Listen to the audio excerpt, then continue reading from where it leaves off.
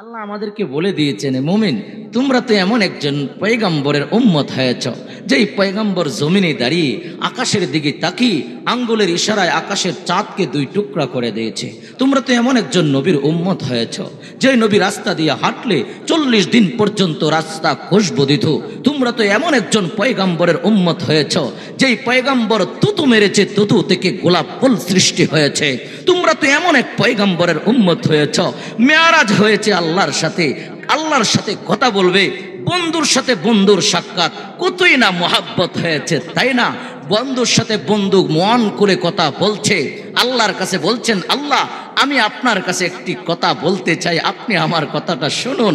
আমার মেয়ারাজ হয়েছে, কোনো পয়গম্বরের তো মেয়ারাজ হয় নাই, কিন্তু আপনার কাছে একটা আবদার, আল্লাহ আপনি তো আমাকে লকব দিয়েছেন, আদমকেও লকব দিয়েছিলেন লা ইলাহা ইল্লাল্লাহ আদম সফিউল্লাহ। আপনি তো মূসার লকব দিয়েছেন লা ইলাহা ইল্লাল্লাহ মুসা কালিমুল্লাহ। ঈসার লকব দিয়েছেন লা ইলাহা ইল্লাল্লাহ ঈসা রূহুল্লাহ। আপনি তো ইসমাইলের লকব দিয়েছেন লা ইলাহা ইল্লাল্লাহ ইসমাইল জবিউল্লাহ। ইব্রাহিমকে কালিমা দিয়েছেন লা ইলাহা ইল্লাল্লাহ ইব্রাহিম খলিলুল্লাহ। মুহাম্মাদের লকব তো এমন দিয়েছেন লা ইলাহা ইল্লাল্লাহ মুহাম্মাদুর রাসূলুল্লাহ। এখানে আপনি ক্ষান্ত করেন নাই, আপনি পুনরায় বলছেন আমি হাবিবুল্লাহ। আপনার হাদিসে কুদসি আল্লাহর নবীজি বলেন, আমাকে হাবিবুল্লাহ, আনা হাবিবুল্লাহ লা ফখরান। আল্লাহ আমাকে হাবিবুল্লাহ বানিয়েছে, ফখর করছি না। হাবিবুল্লাহর অর্থ কি আপনারা বুঝেন নাই? আল্লাহু আকবার। প্রত্যেকটা পয়গম্বর এর মোহাব্বতের এজাফত হলো আল্লাহর দিকে। কলিল ভালোবাসে আল্লাহকে, ঈসা ভালোবাসে আল্লাহকে, মূসা ভালোবাসে আল্লাহকে, আদম ভালোবাসে আল্লাহকে, ইব্রাহিম ভালোবাসে আল্লাহকে, ইসমাইল ভালোবাসে আল্লাহকে। শুধুমাত্র কেবলমাত্র আল্লাহ ভালোবাসে মুহাম্মদ সাল্লাল্লাহু আলাইহি ওয়াসাল্লাম। আল্লাহ বলেন আমি ভালোবাসি আমার মুহাম্মদকে। সকল পয়গম্বর ভালোবাসে আল্লাহকে, আল্লাহ ভালোবাসে মুহাম্মদকে। এমন একজন পয়গম্বরের উম্মত আপনি আর আমি। এই পয়গম্বরের উম্মতের হালত এমন, তাই না? বাজার ভরপুর, নামাজ চলে, চার দোকানগুলা ভরপুর। আহা, লজ্জা থাকা দরকার। চামড়াটা ঢিল হয়ে গেছে, দাড়িগুলা সাদা হয়ে গেছে, তারপরেও চার দোকানে বসিয়া থাকি, আজান শোনার পরেও মসজিদে যায় না। আল্লাহু আকবার। এই কপাল পোড়া, কখন তোর চরিত্র ঠিক হবে? এই কপাল পোড়া, তোর কখন তোর আখলাক ঠিক হবে? তুই কখন নামাজি হয়ে মসজিদে যাবে? তোরে কেন আল্লাহ সৃষ্টি করিয়াছে? তোর কোনো অস্তিত্ব ছিল না, আল্লাহ অস্তিত্ব দিয়েছে তোর মার পেটের ভিতরে। তোমার কোনো আকৃতি ছিল না, এক ফোঁটা পানি দ্বারা তোমার মার পেটের ভিতরে আল্লাহ বানিয়েছে। এত সুন্দর চেহারাটা আল্লাহ বানিয়ে মার পেটের ভিতরে আমার আল্লাহ বলেন, হে বান্দারা, তোদেরকে খুব আদর করে বানিয়েছি, আর তোরা গুনাহ করছস, আর সিনা টান দিয়ে সমাজে হাঁটছস, আর তুই নিজেকে নেতা ভাবছস। তুই মনে করছস তুই একটা অনেক কিছু হয়ে গেছস। তুই জানিস না তোর মা বাবার মাধ্যমে তোর সৃষ্টি হয়েছে। তোর মা বাবার মাধ্যমে তোর মার পেটের ভিতরে এক ফোঁটা পানি দ্বারা আমি আল্লাহ তোদেরকে বানিয়েছি। আমি পারতাম তোর জিহ্বাটা 3 হাত লম্বা বানিয়ে দিতাম। আমি পারতাম তোর 2টা চক্ষু নষ্ট করে দিতাম। আমি পারতাম তোর 2টা হাত অচল করে দিতাম। আমি পারতাম তোর মাথার ব্রেন নষ্ট করে পাগল বানায়া দুনিয়াতে পাঠাইতাম। এখনো পারি, কিন্তু আমি ধরি না। কারণ কি? তোরা একজন আদরের পয়গম্বরের উম্মত বিলাই দুনিয়াতে তোরা এত গুনাহ করার পরেও আমি আল্লাহ ধরছি না, অন্যথায় জিন্দা মাটির নিচে দাফন করে দিতাম। আল্লাহ বলেন জিন্দা দাফন করতাম, কারণ ধরেছি আমি আল্লাহ ছাড় দেই, ছেড়ে দেই না।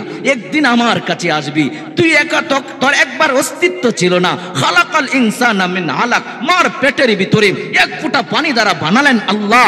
আল্লাহ বলেন কেমন পানি দ্বারা তোমাকে বানিয়েছে জানো? যেই পানি কাপড়ে লাগলে কাপড় নাপাক হয়ে যেত, যেই পানি মানুষ সৃষ্টি হওয়ার আগে, মানুষ জন্ম হওয়ার আগে এই কাপড়ে লেগলে কাপড় নাফাক হয়ে যেত, এমন পানি দ্বারা তো তোমাকে আমার আল্লাহ বানিয়েছে। খুব আদর করে, খুব আদর করে আল্লাহ বানিয়েছে। আল্লাহ তাআলা এই আল্লাহ পাক রব্বুল আলামিন বলেন, আল্লাহ তাআলা বলছেন আমি আদর করে বানিয়েছি। খালাকতু বিয়াদাইয়া, আল্লাহ তাআলা বলেন আকাশ আমি আল্লাহ বানিয়েছি।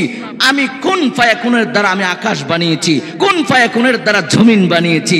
সকল সৃষ্টি করিয়াছি কুন ফায়াকুন বলে।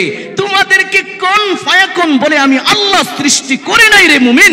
তোদেরকে আমি আল্লাহ সৃষ্টি করিয়াছি আমার কুদরতি হাত দ্বারা। তোদেরকে জাহান্নামের আগুনে জ্বলাইবার জন্য আমি আল্লাহ সৃষ্টি করি নাই। তারপরেও তোদেরকে কেন আমি জাহান্নামের আগুনে দিব? একবার মূসা আলাইহিস সালাম আল্লাহর কাছে বলছেন, আল্লাহ তুমি না মানুষকে খুব আদর করে বানাচ্ছ, তুমি না মানুষকে খুব আদর করে বানিয়েছ, আবার এদেরকে জাহান্নামের আগুনে পোড়াবা কেমন করে? তখন আল্লাহ পাক রব্বুল আলামিন, মূসা তুমি শোনো, আমি এদেরকে কত আদর করে বানিয়েছি, এত আদর করে বানিয়েছি, আমার কুদরতি হাত তাদের জবানের ভিতরে লেগেছে, তাদের মুখের ভিতরে আমার কুদরতি হাত ব্যবহার করে আমি আল্লাহ বানিয়েছি রে মূসা। আমি আল্লাহ কুদরতি হাত ব্যবহার করে আমি বনি আদমকে বানিয়েছি।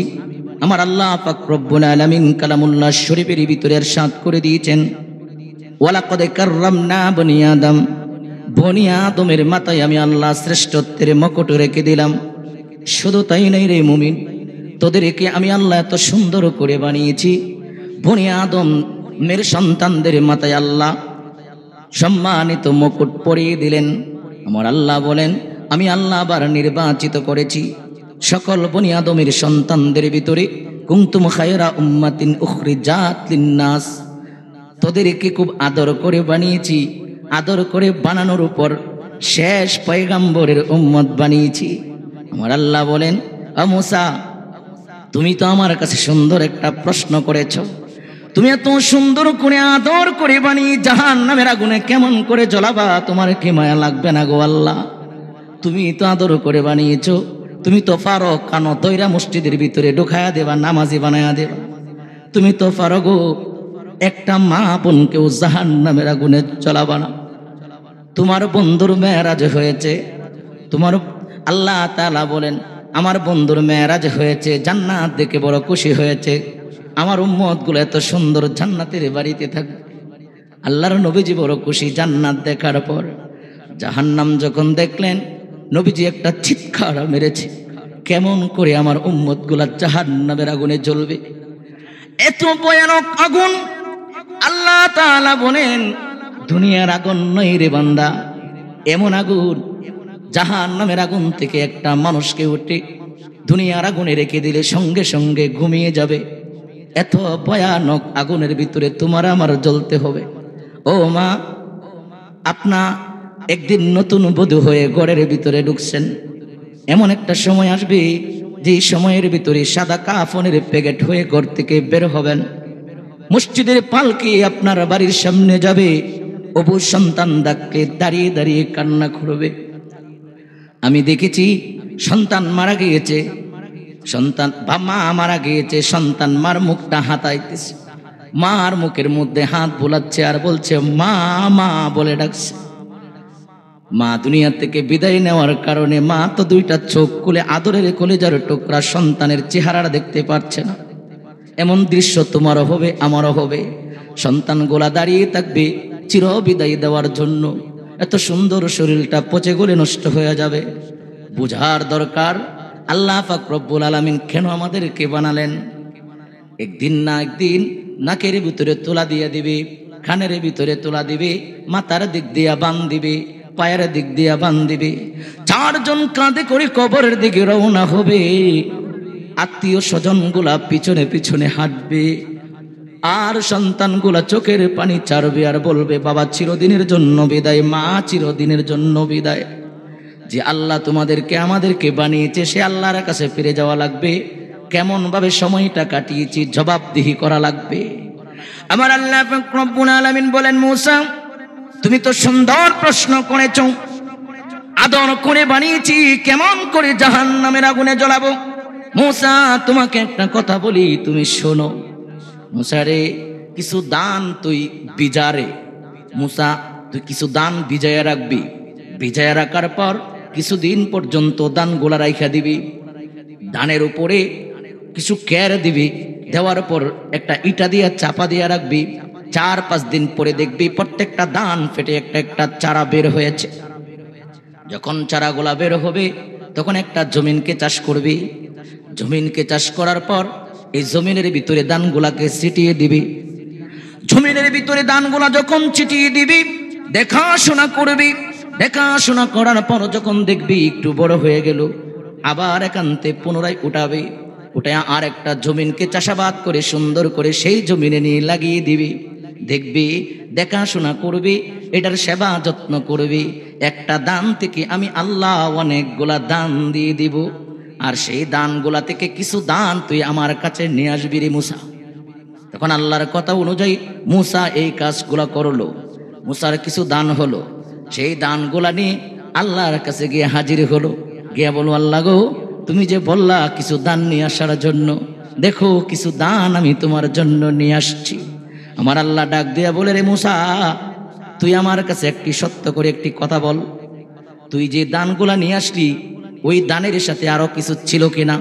তখন মুসা বলে, আল্লাহ ছিল, সেগুলা তো সুসা। সেগুলা কি বলুন? সেগুলা সুসা। সেইগুলা তুই কি করলি? মুসা উত্তর দিয়েছে, আল্লাহ সেগুলা তো ফেলে দিয়েছি। ও কোথায় ফেলে দিলা? ময়লা স্তূপে ফেলে দিয়েছি। ময়লা স্তূপ পরে কি করো? আগুন দিয়ে পুড়িয়ে আবার জমিনের ভিতরে ফেলে দেয়। আবার জমিনের ভিতরে দান লাগাইলে পরে দানগুলা বেশি হয়। ওইগুলা তোর হাতে তুই কে পুড়বে? আমার হাতেই তো পুড়ে এগুলা আবার জমিনের ভিতরে ছিটিয়ে দেয়। এখন আল্লাহ পাক রব্বুল আলামিন বলল, মুসা রে, তুই এত সুন্দর করে দানগুলার উপর মেহনত করলি, দানের উপর কেরল উঠলো, চারা উঠলো, তোর হাতে নিয়ে লাগাইলি, ফালাইয়া আবার এখান থেকে উঠাইলি, উঠানোর পর আবার তুই নিয়ে জমিনে লাগাইলি, জমিনে লাগানোর পর তুই কতই না দেখাশোনা করলি রে মুসা। কেমন দেখাশোনা করলি? এটার ভিতরে যেন কোনো গরু না আসে, এখানে কোনো ছাগল না আসে, কোনো মানুষের আক্রমণ যেন না হয়। তুই কতই না হেফাজত করলি রে মুসা। মুসা, এত হেফাজত করার পর দানগুলা তোর হাতেই কাটলি, তুই এত সেবা যত্ন দানগুলারে করলি, দানগুলা সেবা যত্ন করার পর তুই আমার কাছে দানগুলা নিয়ে আসলি। আমার কাছে নিয়ে আসার আগে তুই এই দানগুলাকে, কিছু দানগুলাকে ফেলে দিয়েছ। কেন ফালাইলা রে মুসা? এই দানগুলার উপর যে মেহনত তুমি করেছো, সুসারগুলার পিছনে তো একই মেহনত করেছো। মুসারে ডাক দিয়া বলে, আল্লাহ ডাক দিয়া বলে, মুসারে, এই দান, এই সুসাগুলা দেখতে কেমন ছিল? মুসা আল্লাহকে বলে, ও আল্লাহ, সেই দানগুলা তো, সেই চুচাগুলা দেখতে ধানের মতোই ছিল, দেখতে ধানের মতোই তুই ফেলে কেন দিলি? তখন মুসা আল্লাহকে বলে, ফালবো না, কারণ কি? সেটার ভিতরে তো মাল নাই, চাউল না থাকার কারণে তার স্থান হইল ময়লা স্তূপ, যেখানে মানুষ পুড়ে ছাই বানিয়ে দিবে। এগুলাকে মানুষের পায়ের নিচে পড়বে, মানুষ চেপটিয়ে ফেলবে, ডাস্টবিনে ফেলে দিবে, আগুন দিয়ে পুড়ে ফেলবে, কারণ এটা কোনো কাজে আসবে না। আল্লাহ ডাক দেয়া বলে, মুসা, তোর হাতে তো মেহনত করার পর তোর নিজের হাতে কেমন করে পুরলি? তোর এই দানগুলার যে পুরলি, তোর যে একটু মায়া লাগলো না? তেমনি ভাবে দেখতে মানুষের মতোই হবে, দেখতে মানুষের মতোই হবে, দেখতে তো সমাজের বড় নেতা, দেখতে তো থানার মধ্যে বড় নেতা, দেখতে তো দেশের ভিতরে বড় নেতা, কত বড় বুদ্ধিজীবী আর কত বড় বুদ্ধিমান, দেখতে তো মানুষের মতোই। গরিব ব্যক্তিটা ফজরের আজান হয়ে গেলে ঘরে থাকতে পারে না, দৌড়াইয়া ঠান্ডা পানি দিয়ে উজু কইরা মসজিদে চলে আসে, ঠিক টাইমে খাবারও খাইতে পারে না, অত অস্ত্র শস্ত্রও নাই, অত সুন্দর ভাবে চলতেও তো পারে না, কষ্ট করে কিছু টাকা পয়সা কামাই করে সমাজের মানুষ তাকে কোনো মূল্যায়ন করে না, মসজিদের সভাপতিও তাকে বানায় না, মসজিদের সেক্রেটারিও তাকে বানায় না, দরবারেও ডাকে না, সমাজেও ডাকে না, এর কোনো সমাজে মূল্য নাই। সমাজের মূল্য হলো সমাজের বাটপাড়ার সিটারগুলার, সমাজের মূল্য হলো যারা এক কাঠা জমিকে দুই কাঠা বানাইতে পারে, একটা এত বড় আসামি, দর্শনের আসামি, খারাপ কাজ করে আলহামদুলিল্লাহ এটারে সত্যটারে কিভাবে মিথ্যা দিয়া চাপা দিতে পারে, মিথ্যাকে কিভাবে সত্য দিয়া চাপা দিতে পারে। সমাজের ভিতরে সবচেয়ে বড় কুলাঙ্গারদের বড় দাম বেড়ে গেল, নামাজ পড়ুক না না পড়ুক তার দাম সমাজে অনেক, দেখতে মানুষের মতোই হবে, দেখতে তো মানুষের মতোই। নামাজিটারও দুইটা চক্ষু, এই বদমাইশেরও দুইটা চক্ষু, এই বাটপাড়ারও দুইটা চক্ষু, এই নামাজি ব্যক্তিটারও দুইটা চক্ষু। ওই নামাজি ব্যক্তিরও মাথা আছে, ওই ব্যক্তিরও তো মাথা আছে, ওই ব্যক্তি নামাজি ব্যক্তিরও মুখে দাঁড়িয়ে আছে, মুখ আছে, ওই ব্যক্তিটারও তো মুখ আছে, দেখতে তো মানুষের মতোই। তারপরেও তুমি আমি আল্লাহ কেমন করে জাহান্নামে নিক্ষেপ করবো রে মূসা?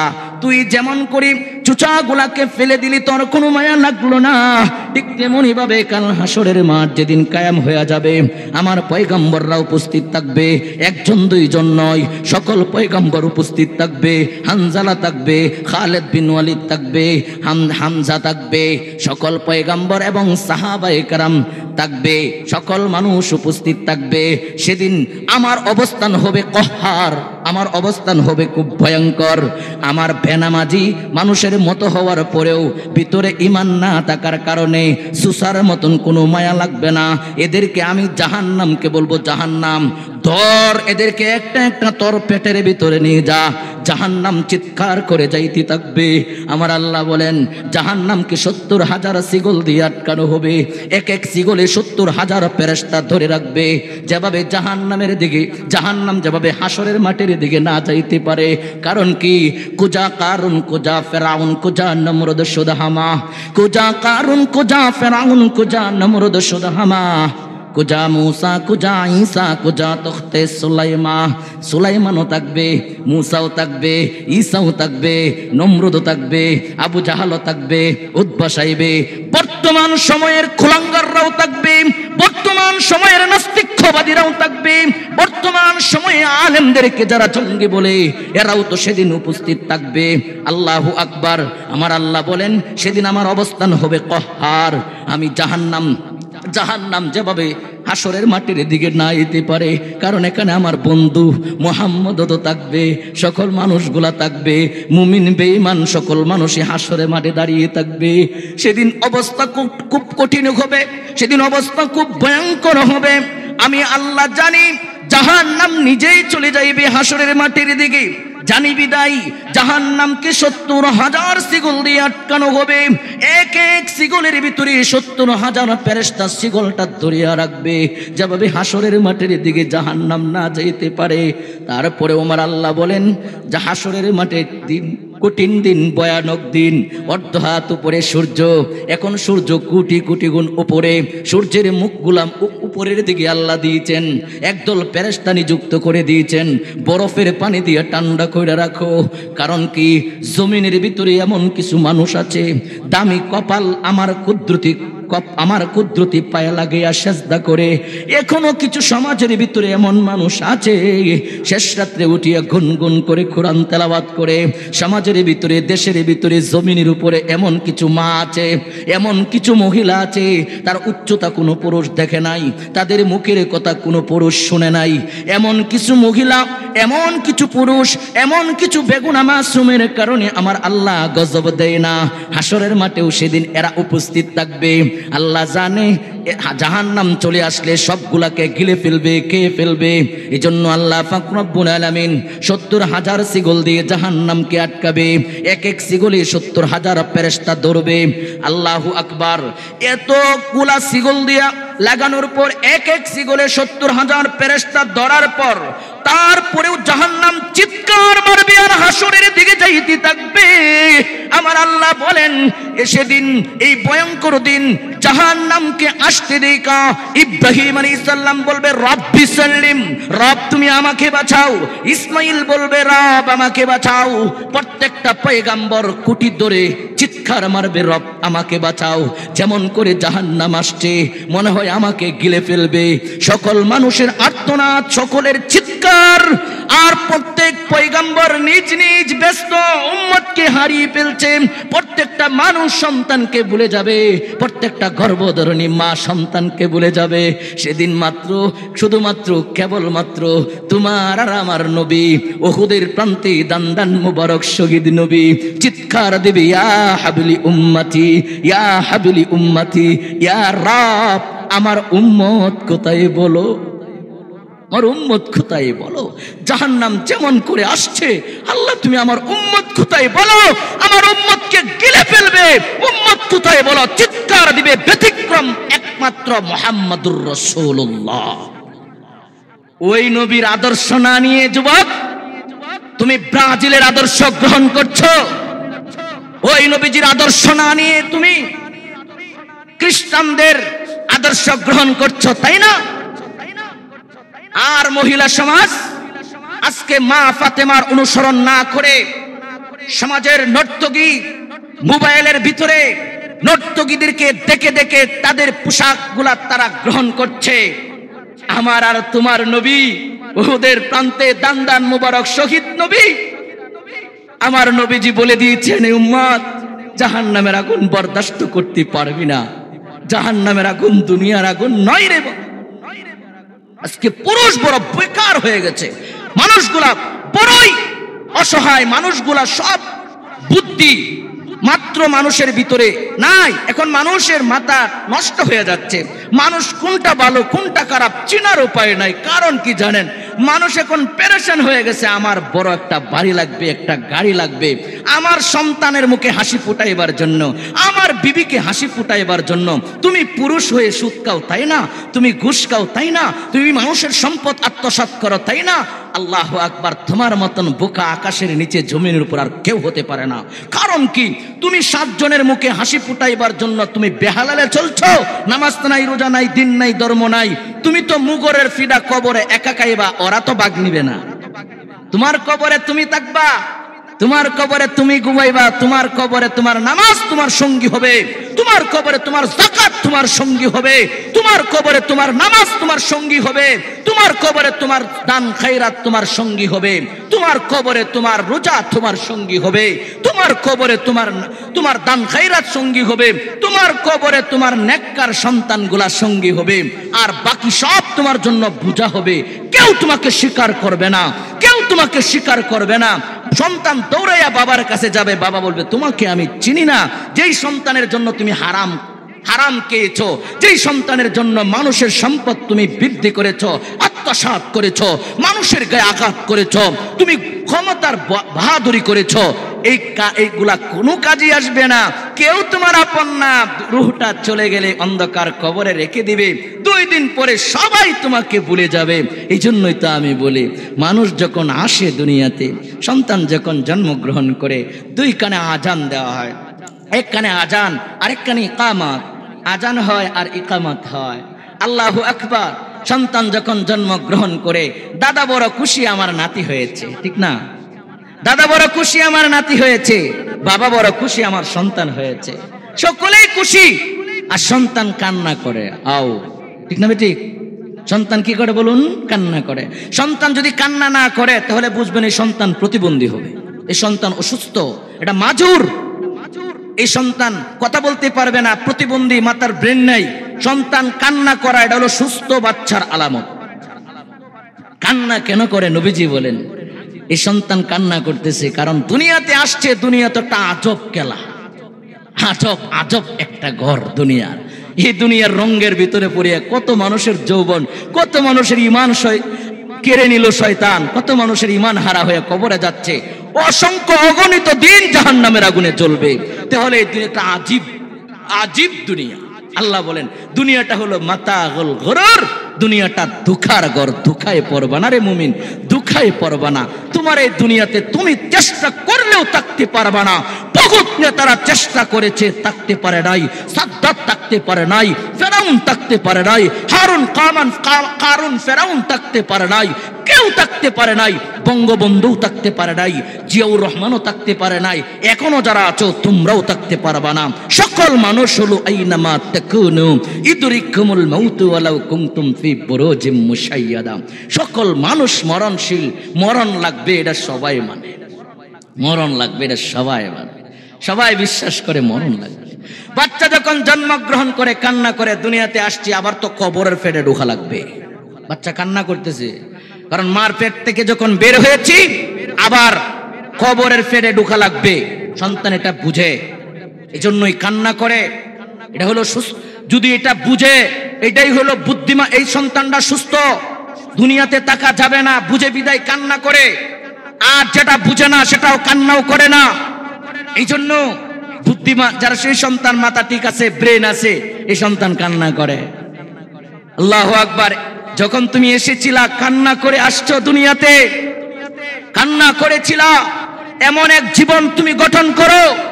যখন তুমি কান্না করেছিলা, তোমার আত্মীয় স্বজন সবাই হেসেছিল, ঠিক না বেটি? আরে জোরে কোন ঠিক না বেটি? সবাই জবান করে বলেন ঠিক না বেটি?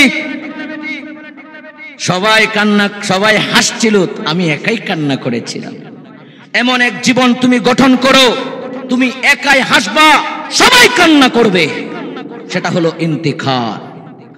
যখন আমার রূহটা চলে যাবে, তুমি যদি মুমিন হয়ে দেখো, তাহলে তো তুমি কান্না করবা না, হাসবা হাসবা, আল্লাহর দিদারে যাবা। ও আল্লাহ কতই না খুশি।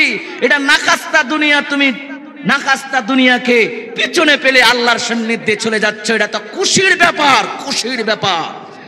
হাসতে হাসতে চলে যাবে আল্লাহর দিদারে। বেঈমান দুনিয়াদাররা কবরে যাইতে চায় না, মরতে চায় না। বেঈমানরা মরতে চায় না, দুনিয়াদাররা মরতে চায় না, দুনিয়ার মুশরিকরা মরতে চায় না, দুনিয়ার ইহুদ নাসারার পা চাটা গোলামরা। মুমিন মরতে চায়, কারণ এর দিলের ভিতরে ভয় নাই, কারণ নামাজ পড়ছি, মরলে তো জান্নাত পাম। বাটপার সিটার যারা, ই তো জানে মরলেই তো মুগরের ফিডার রেডি। কত বাটপারি আর চুরি জিনা বেবিচার যে আমি করছি, পৃথিবীর কেউ না দেখুক, আল্লাহ দেখছে। ঠিক না বেটি? এই জন্য বাটপার সিটাররা এরা ভয় পায় মৌতকে, মুমিন মৌতকে ভয় পায় না। এই জন্য দেখেন না